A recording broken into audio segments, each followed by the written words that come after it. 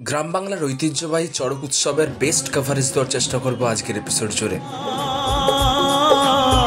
হে ভোলানাথ করুণা সিন্ধু তুমি দয়ার সাগর। চড়ক পুজোর সমস্ত রীতিনীতি এবং তার সাথে চড়ক মেলার দর্শন করাচ্ছি আজকের এপিসোড জুড়ে তোমাদের সকলের জন্য।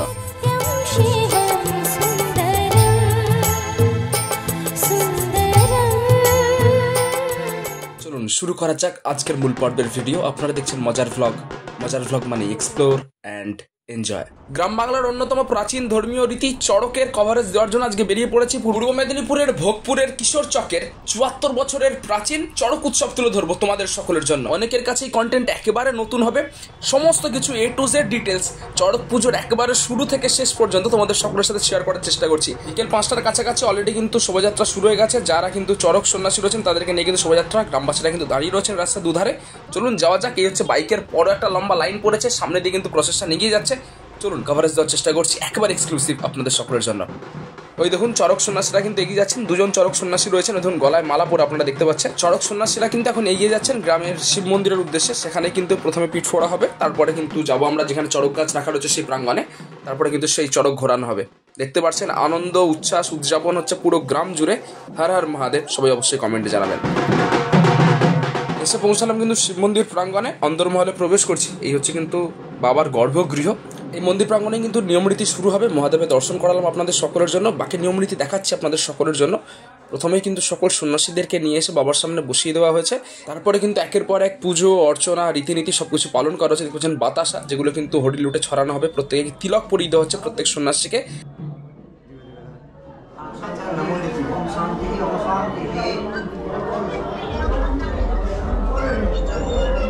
পুজো পাঠ হওয়ার পরে কিন্তু চরণামৃত দেওয়া হচ্ছে সন্ন্যাসীদের হাতে।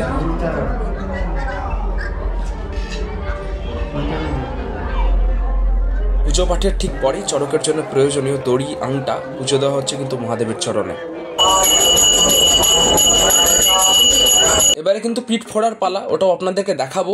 একটু ব্লার করে দেওয়ার চেষ্টা করবো যেহেতু ইউটিউবে কিছু সেন্সিটিভ কন্টেন্টের ইস্যু চলছে, কিন্তু দেখাবো আপনাদেরকে পুরোপুরি গ্রাম বাংলার এই ঐতিহ্য, সনাতন ধর্মের এই রীতিনীতি।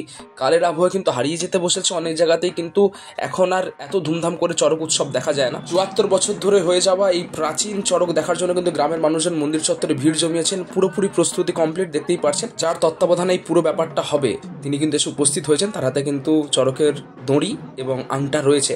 মহাদেবের নাম স্মরণ করে কিন্তু চড়ক ফোড়ার কাজ শুরু হলো। দেখতে পাচ্ছেন এখানে কিন্তু মাপযোগ চলছে। চড়ক সন্ন্যাসীর পিঠই কিন্তু প্রমাণ যে তিনি আগেও কতবার এই চড়কের পিঠ ফোড়ানোর সাক্ষী হয়েছেন।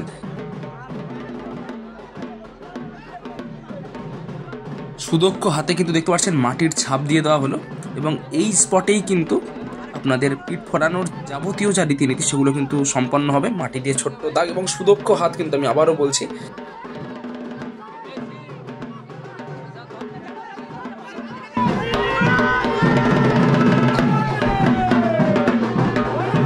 একদিকে কিন্তু আংটা পরানোর কাজ কমপ্লিট, এবং দেখতে পাচ্ছেন জাস্ট হালকা ব্লার করে দিলাম আপনাদের জন্য। এবং এদিকেও কিন্তু দেখতে পাচ্ছেন জাস্ট স্পিডটা শুধু দেখুন, হয়ে গেল কিন্তু হর হর মহাদেব।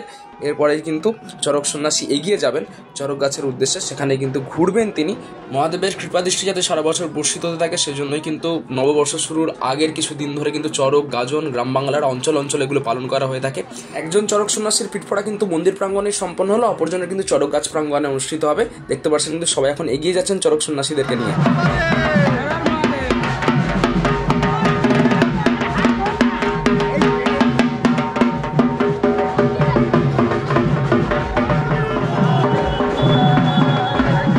গ্রাম্য রাস্তা ধরে সামান্য কিছুটা পথ অতিক্রম করে আমরা কিন্তু সেই প্রাঙ্গণে এসে পৌঁছালাম, যেখানে কিন্তু মেলা বসেছে বুঝতেই পারছেন চড়ক উপলক্ষে।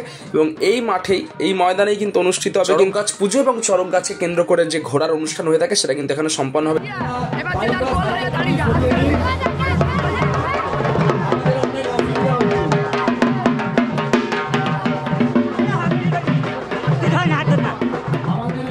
চড়ক গাছের চারিপাশে কিন্তু প্রচুর দর্শনার্থী দাঁড়িয়ে রয়েছে। চড়ক সন্ন্যাসীও কিন্তু একবার পরিক্রমা করলেন সকলের সামনে দিয়ে কিন্তু এই চড়ক গাছ।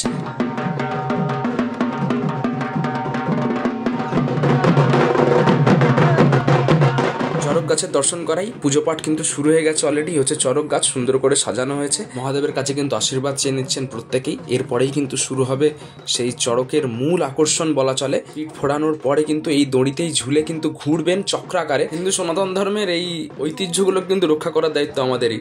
হর হর মহাদেব। চড়ক সন্ন্যাসী কিন্তু উঠে গেছেন ওপরে, পুরো পদ্ধতি দেখাচ্ছে আপনাদের সকলের জন্য। আর বেশি কথা বলবো না, মাঝে মাঝে ছোট ছোট ইনফরমেশন দেবো। দেখতে পাচ্ছেন কিন্তু এখানে কিন্তু একজন দড়ি ধরে নিয়েছেন অলরেডি, যিনি কিন্তু চক্রাকারে ঘোরাবেন। এবং চড়ক সন্ন্যাসী কিন্তু ওপরে যেখানে সেই আংটায় দড়ি বাঁধা ছিল সেটা কিন্তু বেঁধে দেওয়া হচ্ছে অপর প্রান্তে। এই দেখুন শুরু হয়ে গেল কিন্তু ঐতিহ্যবাহী চড়ক উৎসব। আপনাদের দেখে অনেকটাই কষ্টসাধ্য মনে হতে পারে, কিন্তু যিনি চড়ক সন্ন্যাসী তার কাছে কিন্তু কোনো ব্যাপার নয়, কেননা তার উপর মহাদেবের কৃপা দৃষ্টি বর্ষিত হচ্ছে এখন।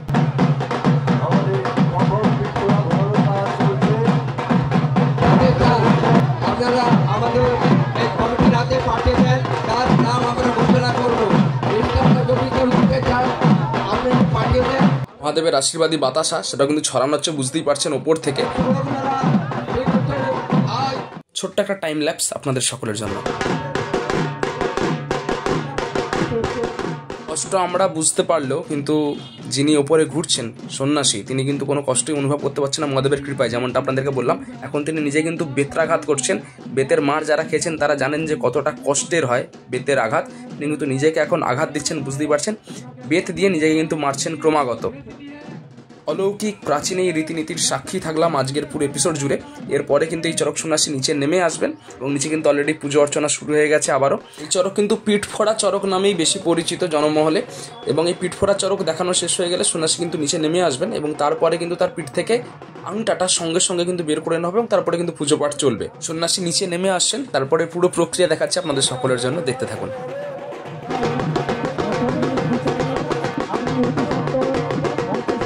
সুদক্ষ নিপুণ হাতে যিনি কিন্তু আংটা পুড়িয়েছিলেন, তিনিই কিন্তু একেবারে কৌশলী হাতে আবারও দেখতে পাচ্ছেন আংটা কিন্তু বের করে নিলেন এবং তারপরে কিন্তু সিঁদুর দিয়ে ওই স্থানগুলোকে কিন্তু সুন্দর করে কভার আপ করে দেওয়া হচ্ছে।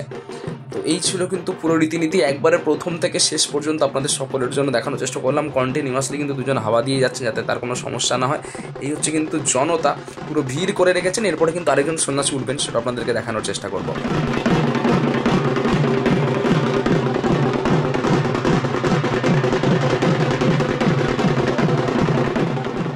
এরপরে কিন্তু একটা গামছা ফোল্ড আউট করা হচ্ছে এবং গামছা দিয়ে কিন্তু পুরো জায়গাটা সুন্দর করে বেঁধে দেওয়া হলো। এরপরে কিন্তু দ্বিতীয় সন্ন্যাসী আসবেন এবং তার আগে কিন্তু ছোটো ছোটো করে পুজো পাঠ চলছে।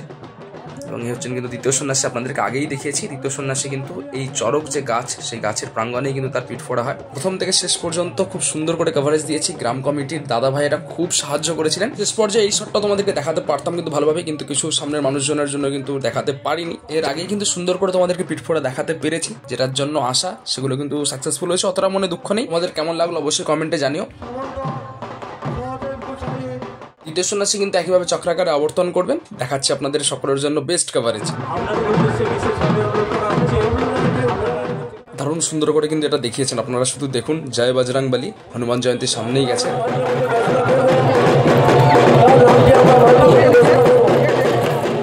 বেতের আঘাত করছেন দেখুন শুধু নিজেকে, জাস্ট অবিশ্বাস্য।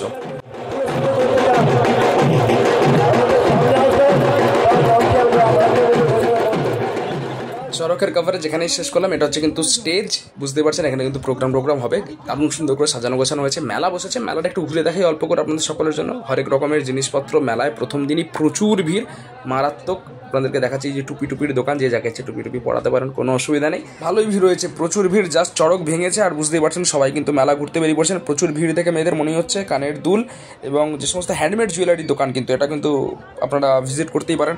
প্রচুর কালেকশন রয়েছে কিন্তু।